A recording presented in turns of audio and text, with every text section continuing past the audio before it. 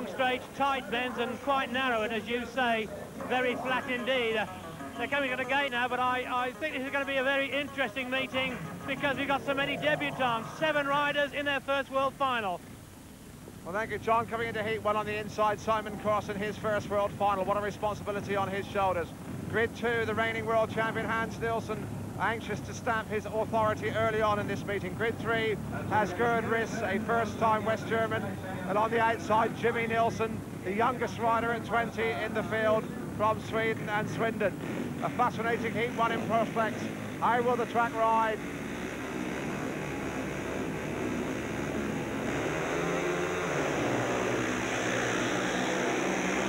And it is Nielsen, Jimmy Nielsen in front, Hans Nielsen going through on the inside. The two Nielsens together in third place. It's Simon Cross coming bursting through. And the crowd on their feet is the reigning champion. And down has gone Riss on the third corner. So drama straight away, the red light is on. It happened on the third corner as Jimmy Nielsen from Sweden in yellow and black locked up the German Gerd Riss, who was right up his exhaust pipe, picked up his back wheel, and it looks like Riss is in trouble. So heat number 1 for the second time.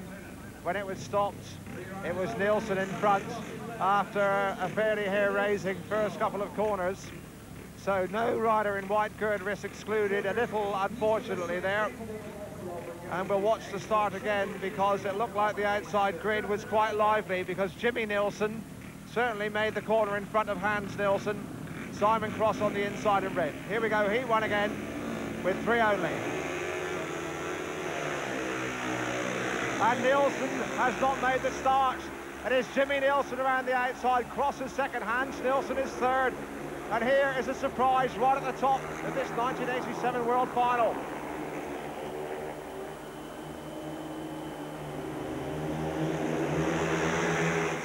We're going to have to see if Hans Nielsen can come from the back. He's got Jimmy Nielsen in front. He's got Simon Cross in second place. And here comes Hans Nielsen hard down the inside of Cross, and Cross is in trouble. And so too is Hans Nielsen, and Jimmy Nielsen is going away. It's going to be very difficult coming from the back.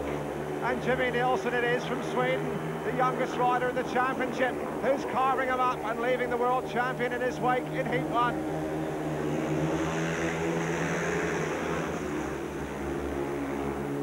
Well, this one has the crowd buzzing because Hans Nielsen was leading.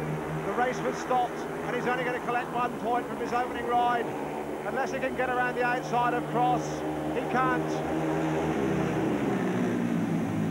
A win for Jimmy Nielsen. Second place, Simon Cross. Third place, Hans Nielsen.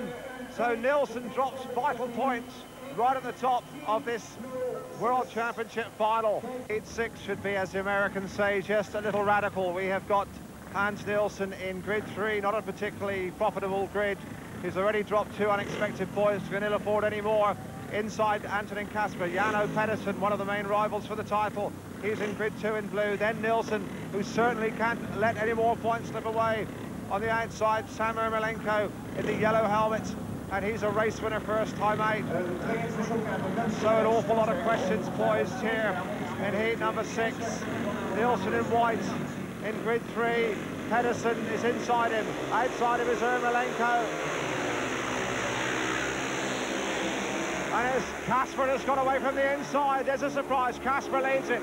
Second place is Nielsen. Third place is Pedersen. Here comes Nielsen through on the inside. Pedersen trying to go through as well. Ermolenko was squeezed out at the first turn.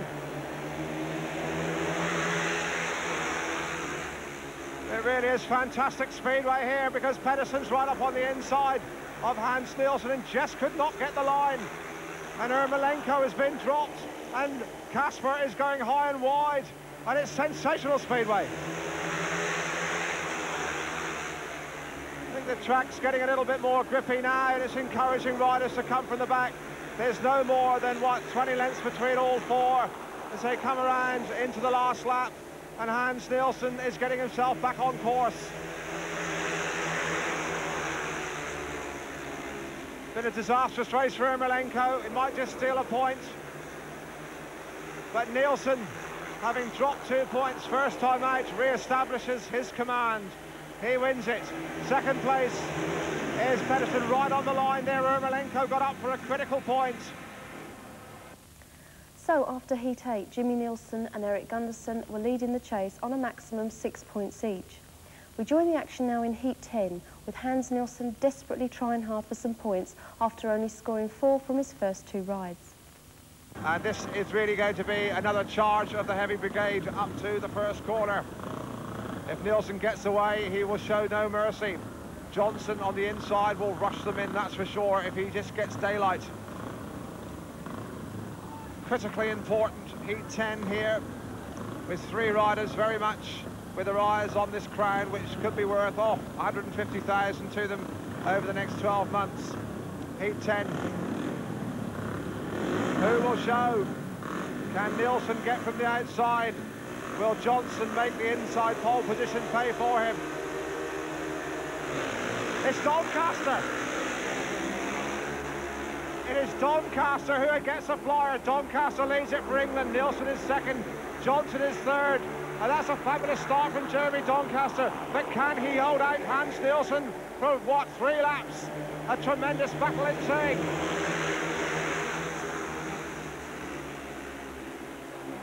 Oh, he's left a hole down the inside and Nielsen switches back. Now can he dive bomb him? No, he cannot.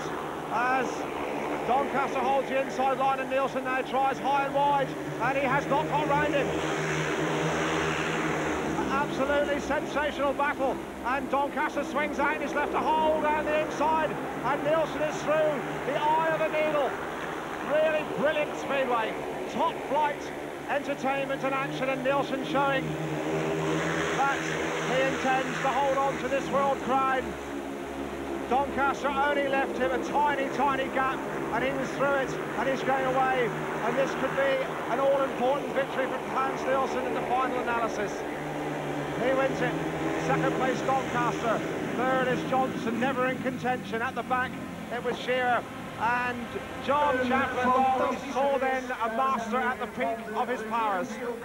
We certainly did, Dave, and I think Nielsen there was a man under a great deal of pressure, and he could have ridden desperately, but he rode a man inspired, and I think he was very, very terrific to take Doncaster on the inside the way he did. Superb race there from Nielsen. So Heat 12, Gundersen has pole position. Nielsen's in grid 2, Pedersen is in grid 3, Henny Crozer, the Dutchman, really must be regarded as an absolute no-hoper in heat number 12. Gundersen has looked sharp at the starts, might just be accused of rolling slightly, but he's beaten the button. And there's an awful lot of nervous tension going on down there now at the start of heat 12. The starts have been ultra-critical. Although the track looks good, it's been well prepared. It's terribly difficult to come from the back. Not impossible, but you need little short of a miracle. So here we go for heat 12. We'll watch for Gundersen on the inside. And it is Gundersen who's away. Gundersen and Nielsen. Pedersen swinging inside to try and find the line inside Nielsen. And it's tight again, and Pedersen it is who has the drop. Gundersen leads it. Nielsen and Pedersen locked together for second place, and Nielsen has got back into second place and is going hard after Gundersen now.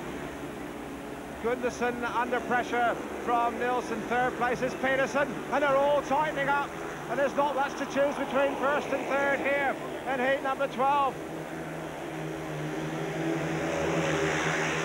Pedersen again making his move around the outside.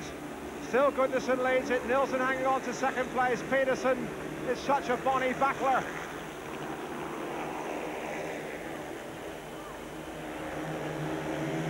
They're into the last lap now, and it is Gundersen who's got some daylight. Second place holding on Nielsen. Third place Pedersen, and Pedersen will have to make his major effort now around the last 2 corners if he's going to get up. Gundersen wins it. Nielsen holds on for second place. Third place is Pedersen. Nail-biting speedway. Nothing to choose between all three really for 4 laps. But Gundersen still unbeaten. Nielsen has dropped a point. and Gunderson is stamping his authority on this first day of the 1987 World Speedway Final. He has looked supreme.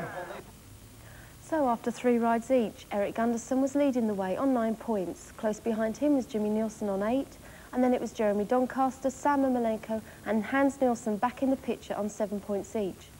So Eric Gunderson and Hans Nielsen meet now for heat number 14. One fancies there will be some kidology at the start.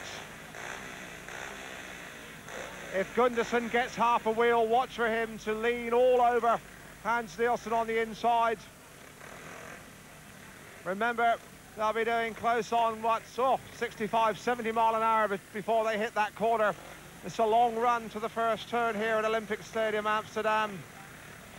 And this one may well have a telling effect on the overall destination of the 1987 world title.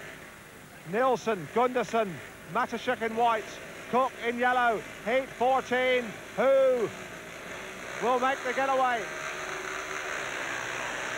And it looks like Gunderson's got it. Gunderson, as Nielsen tries to spear him and misses him. And that really was ruthless, but it's Gunderson who gets away. And Nielsen really almost made a total hash of the first turn.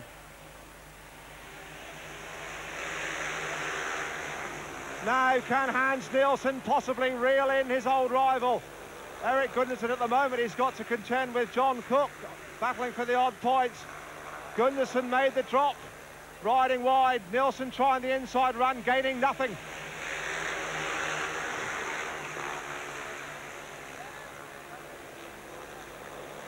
And Hans Nielsen is gaining not at all. Gunderson going as though his life depends on it. Into the last lap.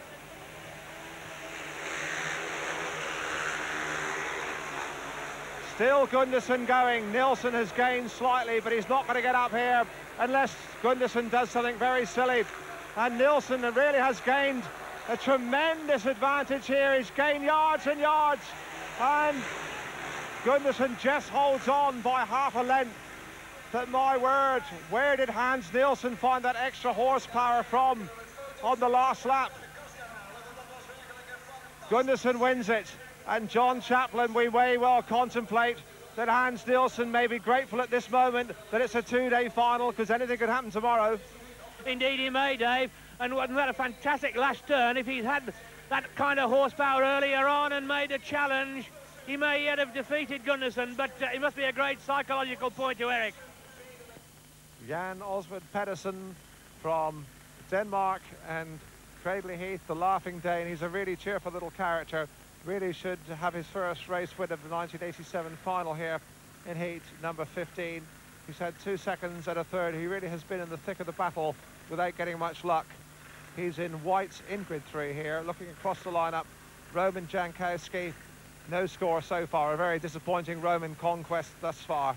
Grid 2, Gerd Riss popped up and got a race win in his last race, having run a third and a last. Peterson in grid 3. And Mitch Shearer, a bit of a disappointment for Mitchell. This little character from Swindon, formerly with Coventry and Reading in the British League. A second first time out, but he's collected 2 consecutive zeros in his last 2 starts. Oh! Well, Peterson broke the tapes there. Now, will the light come on? The green light is on. The referee is a Pole, Roman Shezadze. And the tapes were broken there. And really, the rule book, I would have thought, even at FIM level, yes, the lights come on. John Chaplin, he's got to exclude Pedersen. He broke the tapes, and although they were allowed to touch them, they were clearly broken, and Pedersen really looks to have blown his World Championship chance there. Absolutely no doubt about who broke the tapes there. Yes, that's clearly an exclusion for Pedersen, and must be very disappointing, because we all thought he was going to be a very big threat here, and now he's fading fast, I'm afraid. Well, we really do have a sensation here, because it looks like the referee has excluded the rider in blue, Gerd Riss, for breaking the tapes. And John Chaplin, from where we sit here right on top of the tapes, there was no argument. It was Pedersen to blame. Absolutely right, Dave. I mean, you can hear how astonished we are, and when they came round to the tapes, Pedersen was just as astonished as we were. There's no doubt that he thinks he didn't break the tapes. Now, Riss has gone in to complain to the referee, obviously, see whether he has any luck. But Pedersen is under power and ready to take his place again.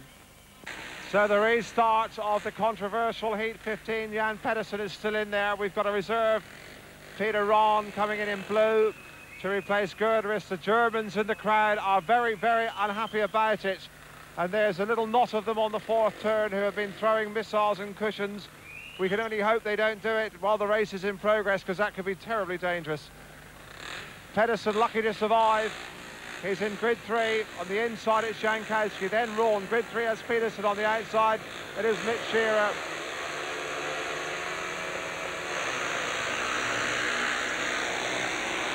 And it is Shearer that's away. Shearer leads it. In second place, Jankowski. Pedersen coming in the big run around the outside. Moves up into second place. So Pedersen in second place. Shearer leading it. And Pedersen absolutely flying.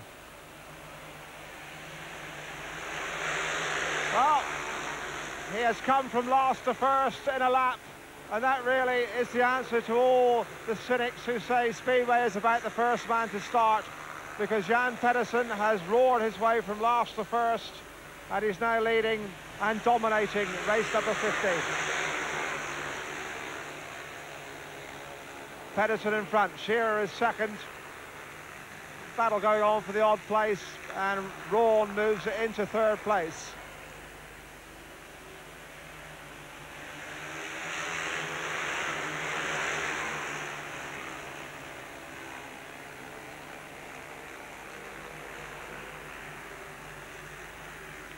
So, Jano Pedersen, a bit lucky to survive, really.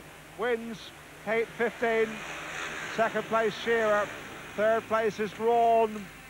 And John Chaplin, well, we're going to be talking about that one for a long time, but that really means that win, that Jan Pedersen is still in this World Championship with a chance. Most certainly, Dave, and I think the little man, very unperturbable most times, was mad enough then to really take it out on Mitch Shearer, really, because he kept his nerve and went through a very narrow gap, almost took Mitch's throttle cable with him. But a very fine ride there by him after all the distress.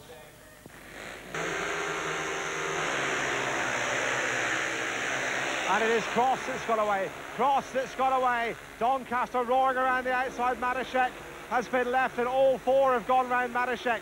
Doncaster leads it. Pedersen is second, Cross is third. Stirring action on the first lap, and Cross going after his Crater Heath teammates as Doncaster leads Heat 17.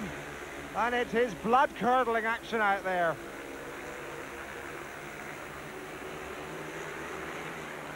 Sensational first lap, and now the battle is on between Doncaster and Pedersen, closing on him.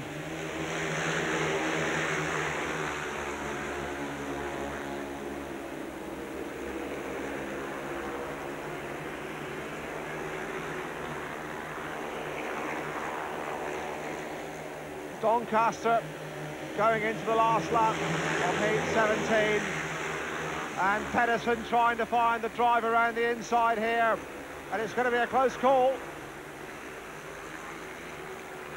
Doncaster in white, Pedersen busting a gut around the boards, but Doncaster will hold on, he wins it. Second place is Pedersen, third place is Simon Cross.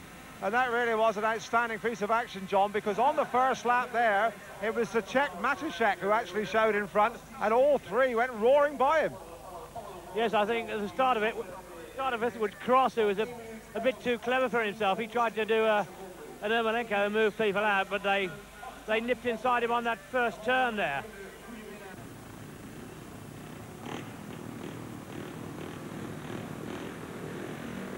Nilsson then looking for 3 important points in Heat 18.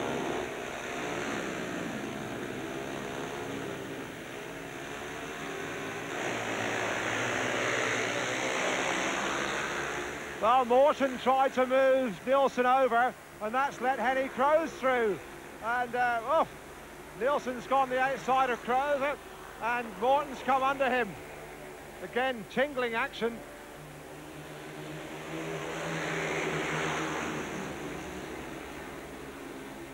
And Morton is riding right up on Nilsson's inside here, and John Chaplin, unless I was mistaken, Chris Morton was almost guilty of making a start there. He was indeed, and he's showing a lot more fight here than he ever did against the so-called weak opposition. He's giving Nielsen a lot of trouble out there. And almost getting past him on the inside, but I think the Great Dane will go clear now.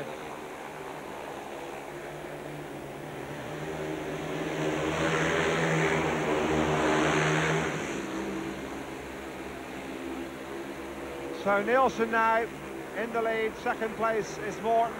Third place is Henny Crozer. And the Dutch crowd will enjoy that.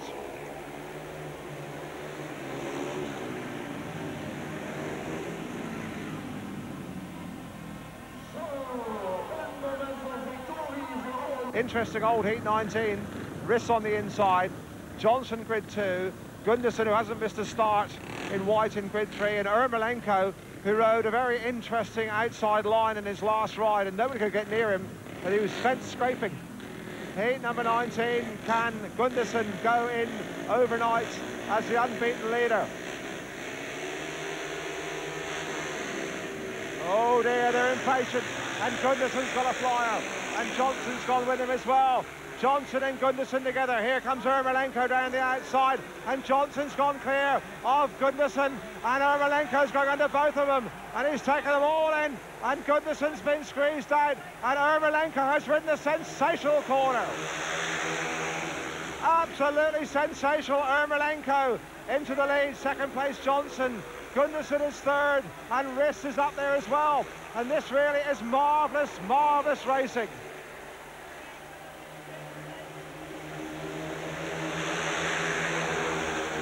It's going to rip this World Championship final wide open, because Ermolenko, if he gets 3 points here, can go in as the shared overnight leader. Johnson's in second place. Gunderson has just 400 metres to improve. Some marvellous race. Really a tremendous advertisement for World Final Speedway. Ermolenko is going to win it. Johnson should hang on to second place, and Gunderson has been relegated to third place. And it's wide open, absolutely wide open. I think tonight's meeting has proved it's been a very good world final, and you know, I hope we'll have the same kind of racing as we had today, tomorrow. And you know, I think with this new system, it's different for everybody. You know, it's a very funny atmosphere here right now. Everybody sort of looks ahead now for tomorrow. The one who's got like 10, 11, 12 points, obviously they stand a chance of coming back into it tomorrow. And like Sam Ermolenko and myself on 13, we're looking at going for it tomorrow as well. But it's going to be hard and tough, and that's what it's all about. Do you think it's too early to predict, or whether you could say that a two-day final is a good idea or not? Well, as I said before, it's a very funny atmosphere here, and like I'll go back to the hotel room now and have a sit down and think of what happened tonight. And obviously it's different for it's very different for all of us. You know, normally we would have the ceremony now. I would have had a run-off for the World Championship with Sam, and you know, there's all these things which go through your mind. And but like I said before we started, I'll take it as a two meeting, and like you gotta on average be good over the 2 days, obviously. And I'll be going out there tomorrow and try and do my best. I enjoyed myself tonight. I'm feeling very in a relaxed mood. You know, I didn't get sort of out of control once tonight, psychologically, and that's very important for me. Well, your fellow Dane Hans Nielsen's not far behind you now. He seems to have caught up as well. Yeah, but I'll have to beat him in the first race tomorrow, obviously, and then I'll be 2 points up on him, hopefully. And if I do drop another point in the first race, obviously we'll be level then, and then it's up. My heat schemes, heats tomorrow, it's very nicely spread, and I've got some good gating positions, and you know, I think with a bit of luck, and you need that in anything, I might be able to do it, you know. And if I don't, you know, it won't be the end of the world for me anyway, but I would love to win it again this year, and I've been working very hard the last couple of months to get in the right sort of attitude towards this, you know, because there is a lot of pressure on everybody, and that's the main thing. You got to feel good and go out there and enjoy yourself, and obviously you got to be hard on the concentration. And but I've approached it differently this year, and I'm feeling very well. So after the first day, Eric Gunderson and Sam Ermolenko were leading on 13 points each. Jeremy Doncaster and Hans Nielsen were both on 12. Well, before the second day's racing got underway, I had a chance to speak with joint leader Sam Ermolenko. Then after that, we're back into the racing again for Heat 23, where Eric Gunderson and Hans Nielsen met. Are you looking forward to today? Yes, I'm looking forward to, I'd love to get 15 points and clean this thing up and become the champion of the world, but it's going to be hard work out there, and a lot of guys are thinking the same way as I am. As long as we can keep our head on straight and go make 5 perfect starts, we have a darn good chance. It seems, as I said, the World Finals open. Who's your main rivals that you're going to be looking out for today? Well, obviously it's Eric and Hans, and then Yano and Jimmy Nielsen. They're just all so close. Anything can happen. I just believe that the way my setup is out there, I think that nobody's going to win on a perfect score today, and if they do, I hope it's me. These outside grids in the first couple of heats have been rather a graveyard. Nielsen was beaten from the traps by Gunderson on the first stage, and the nervous energy being generated down there on the start line could light up a whole council estate. Could be the most vital start of the 1987 World Championship. Oh, Nielsen's impatient. He is allowed to touch the tape. Away this time, and Nielsen is away. Cross is in second place. Gunderson gets squeezed out. The outside grids are really a disaster. Nielsen away. Cross is second. In third place, it is Casper. And now Gunderson is at the back and in terrible trouble.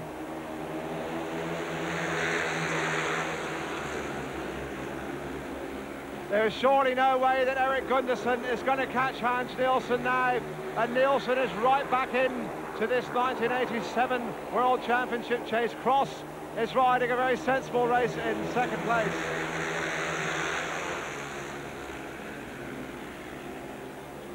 It really is unfortunate to have to say, but it looks almost impossible to get from the back at the moment. Nielsen in front by now 20-30 lengths. Cross holding on to second place. Casper is third, and Eric Gunderson, who started so devastatingly, moves through into third place. Takes a point. Is it going to be enough? He's not going to catch his Cradley Heath teammate Simon Cross. Nielsen wins it. Second place is Cross. Third place is Eric Gunderson. That's opened it wide. And John, once again, these outside gates, it's like a 30-yard handicap. It certainly is. The emphasis has very much moved to the inside, and you saw, as Nielsen could choose his line, how much of a lead he built up there. Gunderson was always struggling. And it is Nielsen who shows. Nielsen's away. Ermolenko switches back and is right on his back wheel. In third place, it is Jankowski. But oh, Nielsen was ruthless, and that allowed Jankowski to come through, and Jankowski gets shrugged aside by Ermolenko. But Hans Nielsen is away, and he's setting sail. Ermolenko is going backwards, and Nielsen, just as I thought, found the advantage from the inside. Absolutely priceless.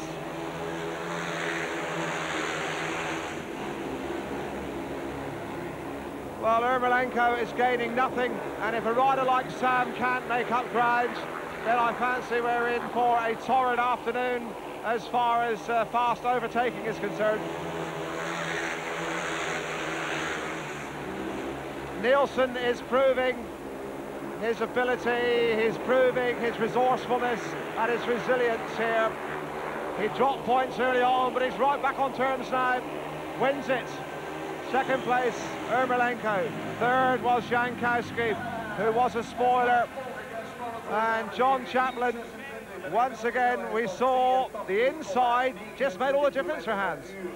Absolutely, Dave. I mean, you saw Sam had absolutely no chance. In fact, I heard you say once he was going backwards, and that's what it looked like. He's now got his head in his hands and looking down at the bike, but honestly, the track conditions are really making it bad at the back. Heat 27.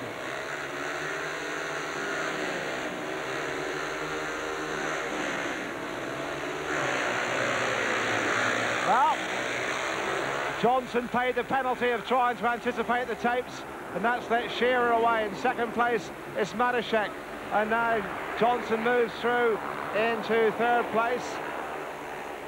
Now we'll see what he can do from the back. Mitch Shearer is away and kicking on. Second place is Matashek. Third place is Johnson. I think Johnson will move through. No. Matashek is aware of his presence.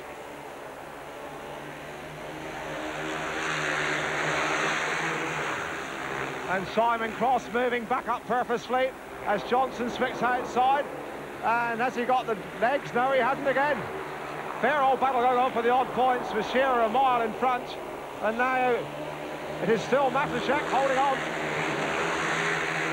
It's made for interesting speedway as Johnson switches to the outside, and he'll move back down the inside now, and he's got the drop. And that was a really fine piece of strategy from the Swede. Mitch Shearer a mile in front. Johnson gets second place. Third place is Matashek. And Simon Cross, who buzzed energetically, gets nothing from race 27. Heat 28 is going to sort the men out from the mice, because all four are in realistically with a chance of a place on the rostrum, and all four realistically are still in with a possibility of winning the crown. We've got Jan Pedersen, who surprisingly has only won one race over the 2 days so far. He's on the inside, and he should take full use of that advantage. Grid 2, Jeremy Doncaster, who had a very, very disappointing first ride here, second day, ran a last. Be anxious to atone for that. Grid 3, Eric Gundersen, who started like a steam engine, but has tailed off dismally and has seen his lead be whittled, and he's now slipped behind. So he'll be very, very keen to put that to rights here in Grid 3. On the outside, John Cook, and a very natty line in helmet covers. I do believe it's a bobble cap. Can't remember ever seeing that before. But Cookie's on the outside. If he can bobble out of the start, he'll be happy. Inside then, Pedersen red. Next to him, Doncaster blue. Gundersen in Grid 3. And Cook on the outside. And Cook is distracted by a cameraman. Now they're settling down.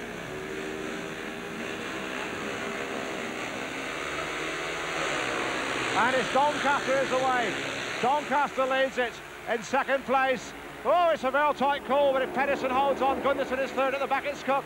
And here's Jeremy Doncaster from Ipswich in England, who is carving up the pace up front, and Gundersen's going after him. The two Danes are right on his tail. Jeremy Doncaster made one of his very special starts, and the Danes can only chase, and Doncaster's all over the place. And Pedersen tried to dive in, and Jeremy did a very naughty left turn down the straight.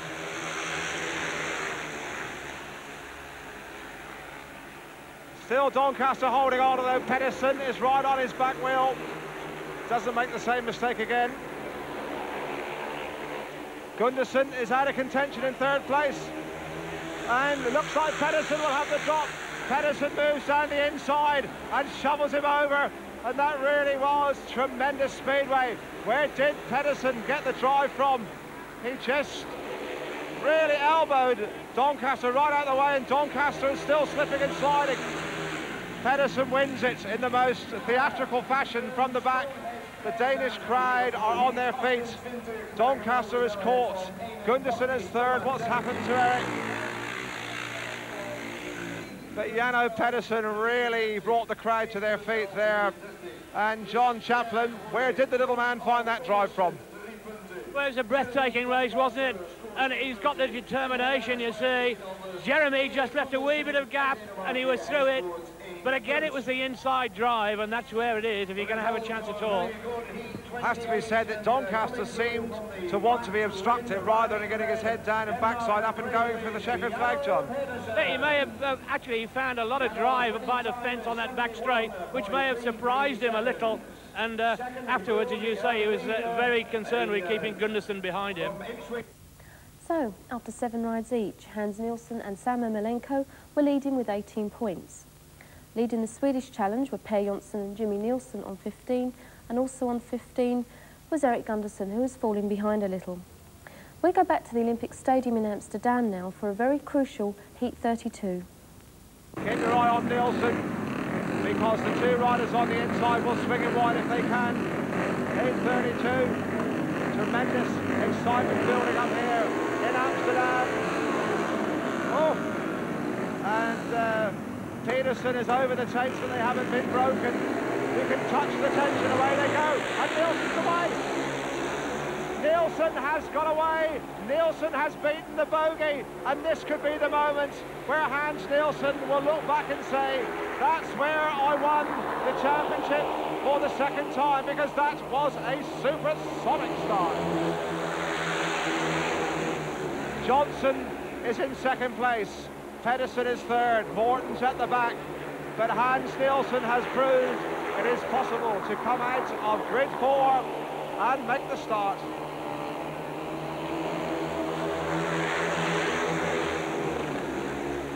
And Nielsen carving it up, and there's almost a swagger about his style now. He seems to be saying, look at me, I'm going to smash you out of sight. I'm back, I'm in business.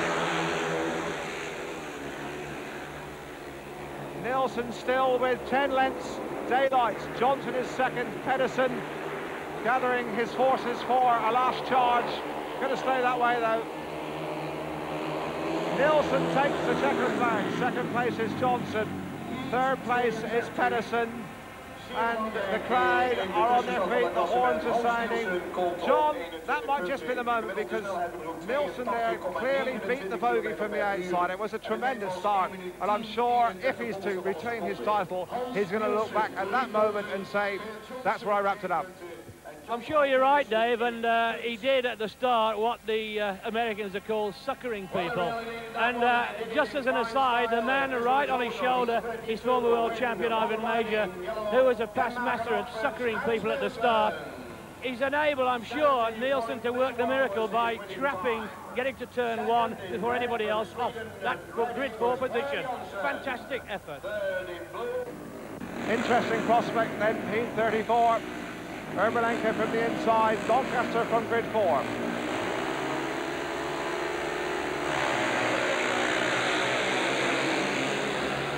And it's so very close, and Doncaster's got round, and Morton has got on the inside of Ermolenko. And the American was the meat in the sandwich there. And again, Jeremy Doncaster made one of those sizzling starts.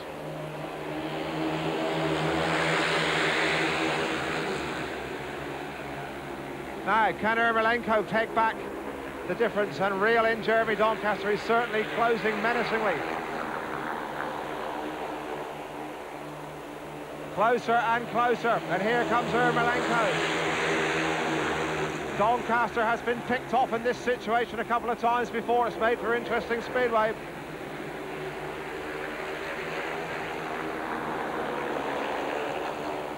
Well, Ermolenko's only got another lap to try. Round the outside this time, here comes Sam Ermolenko. And he finds the extra drive right on the fence, and Doncaster has held him out.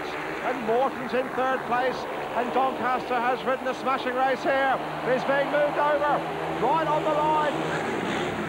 Just when it looked like Jeremy Doncaster was going to hold out, he left a hole. Ermolenko was through it. John Chaplin, that was sheer opportunism.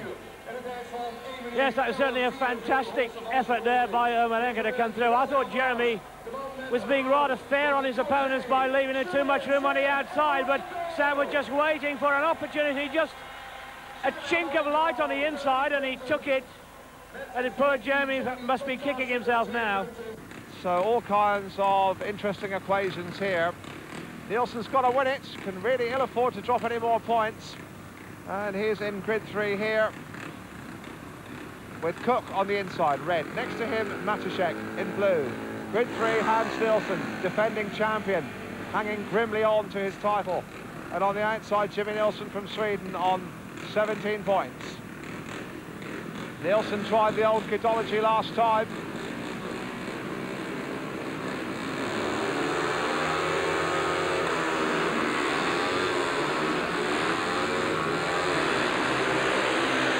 And up to the corner, John Cook. John Cook leads from the inside. Nielsen goes around the outside. And Jimmy Nielsen almost bored a hole right over John Cook's left side, but Hans Nielsen emerged from the scrummage, and he's in front and going strong.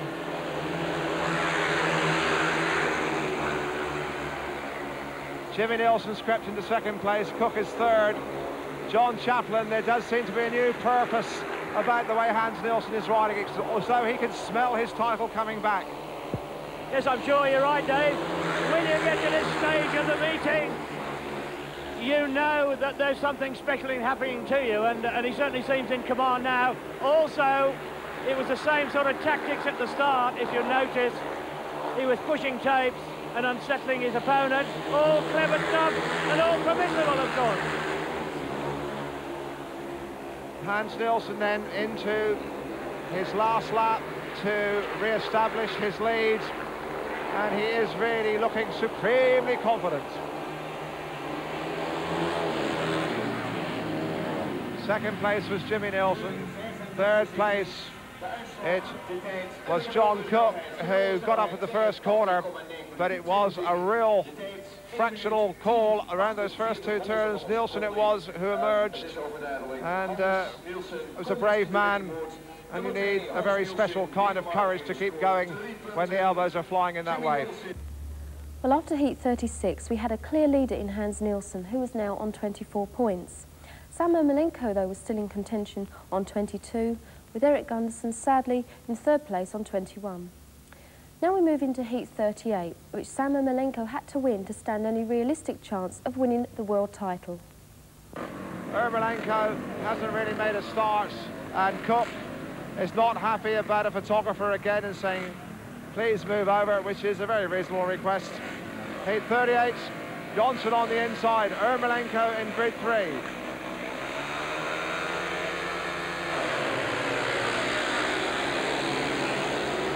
And it is Johnson and Ermolenko in second place. Cook is third. And, oh, it's getting very close now. And Hans Nielsen will be watching this from the pits, because if they stay this way, he is virtually the new champion. Ermolenko moves into second place, going hard after Johnson and almost picking up his back wheel there. There wasn't much in that.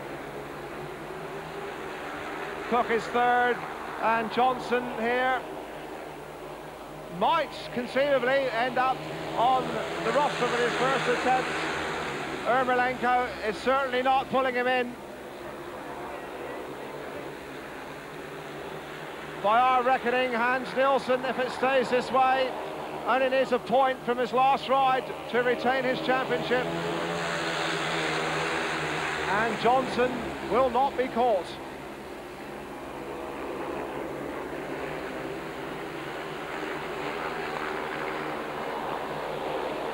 Per Jonsson completes a very promising world final debut. He wins it. Ermolenko's head is down, because he must surely know now that barring some outrageous misfortune, Hans Nielsen is going to successfully defend his title, or certainly that Ermolenko isn't going to win it. And Sam, who looked so good when the track was grippier, hasn't looked anywhere near as dominant today.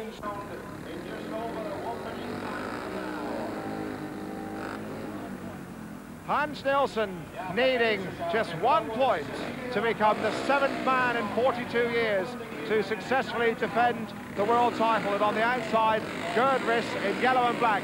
Heat 40, are we to see the world champion in 1987, Hans Nielsen? Tension is tremendous up to the first corner, and Nielsen it is who will show. Nielsen leads it. Oh, Doncaster tried to spear him and missed him. Nielsen away. Doncaster is second. Riss is third. And now the crowd surely will carry him home.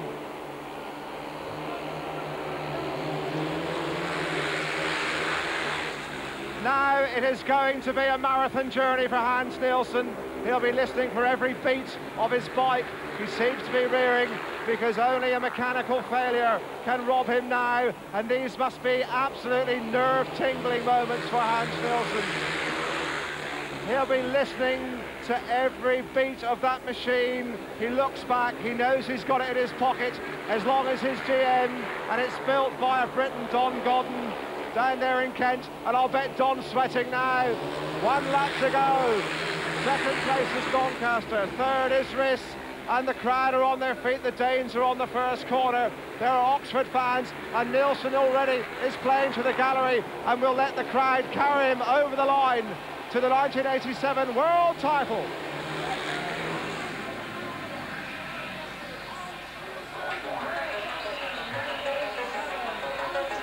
Pandemonium, the noise is deafening. Nielsen retains his title. Just listen to this noise.